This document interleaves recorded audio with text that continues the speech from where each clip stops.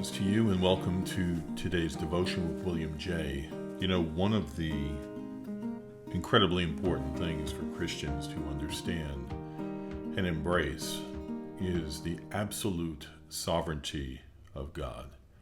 He is sovereign and in control of all things, and sometimes our minds can't completely understand that, so we may doubt it. But as far as us living our lives and knowing that no one can thwart his plan for us, nothing is more powerful than him, and he is lovingly controlling things around us, so we will become more like Christ, persevere through what we're dealing with in this world, and make it to heaven. So this devotion today is a reminder in regards to his sovereignty, as we probably don't think much about the rest of the world and history and how things have been moved around, but he is at work, and he is still at work, of course. We're going to be in Deuteronomy chapter 32, verse 8. And the Bible says, "When the Most High gave to the nations their inheritance, when he divided mankind, he fixed the borders of the peoples according to the number of the sons of God." Or some of the manuscripts say, according to the number of the sons of Israel. Deuteronomy chapter 32, verse 8. William J. writes, "This is an important and interesting communication and supplies us with two facts. First, that God originally divided the nations their inheritance. When after the deluge, the flood, he gave the new earth to the children of men, he did not throw it in among them, so to speak, for a kind of scramble that each could seize what he could. But he assigned to them their several portions, so that the discontented might not invade the peaceful, nor the mighty prey upon the weak. God permits what he doesn't approve, but nothing can be more contrary to his design and pleasure than for powerful states to invade and absorb little ones. And the crime generally punishes itself. Such unjust and forced compliance adds nothing to the safety, strength, or happiness of the conquerors, and it often becomes a source of uneasiness, corruption, and revolt. And it is so difficult to suppress old attachments and patriarchal instincts that are almost equal to the force of nature. Paul justifies the sentiment of Moses when he says, "And he made from one man every nation of mankind to live on all the face of the earth, having determined allotted periods and the boundaries of their dwelling place, that they should seek God, and perhaps feel their way toward him and find him. Yet he is actually not far from each one of us." Secondly, in the arrangement of the limits and conditions of mankind, he had a special plan for the future commonwealth of Israel, for they were by far the most important detachment of the human race. They were the Lord's portion and the lot of his inheritance. They were the depositaries of revealed religion, the heirs of the righteousness which is by faith. To them pertain the adoption and the glory and the covenant and the giving of the law and the services of God and the promises. Theirs were the fathers, and of them, according to the flesh, Christ came.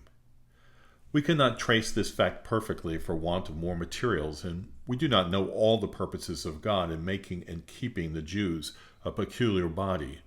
Otherwise we should see clearly how all the dispensations of God corresponded to their privileged destination. But one thing is to be observed.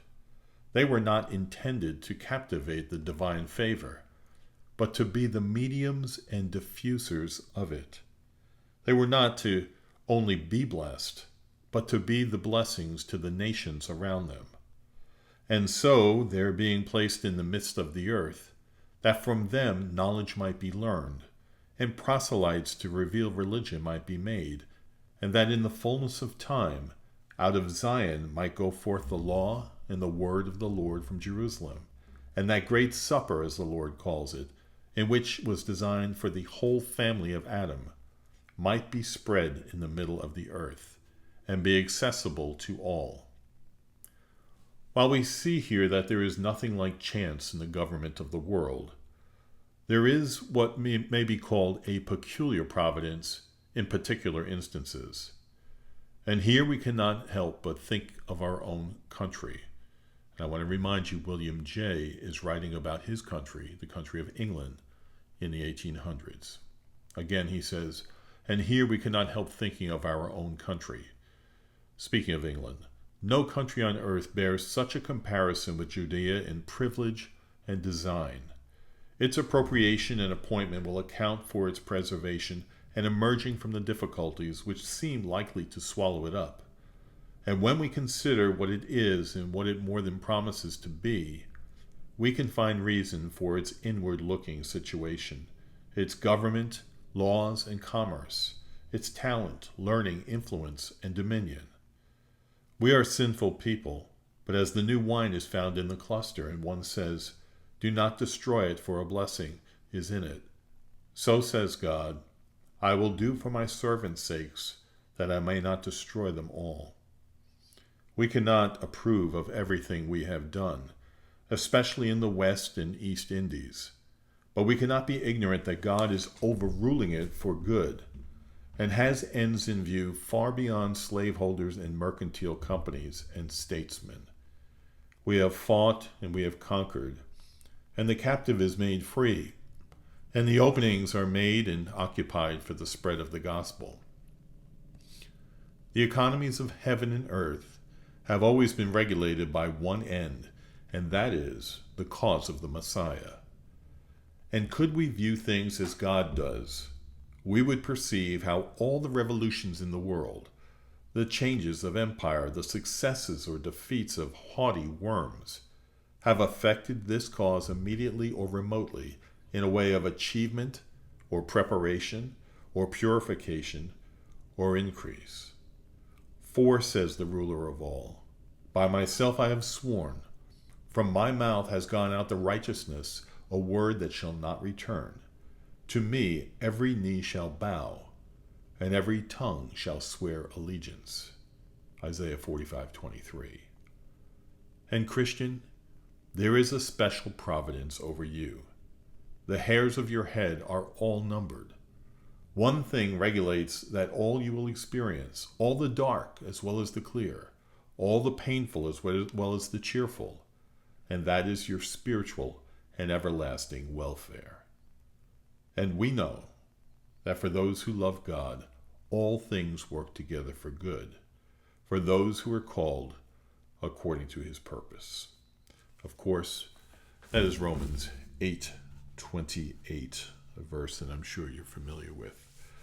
Yes, the Lord is sovereign. He has only one thing in mind. Well, maybe a couple. One, to glorify himself in his creation. So little of what we really know, but we will know when we see him face to face. And the other has been to advance the cause of the King, King Jesus. So thankful we're part of that. Thanks for listening in today, and I hope you remember the Lord is sovereign over all, every little bit in your life, and that should be a great encouragement to you. Thanks for listening in today, and I'll see you next time.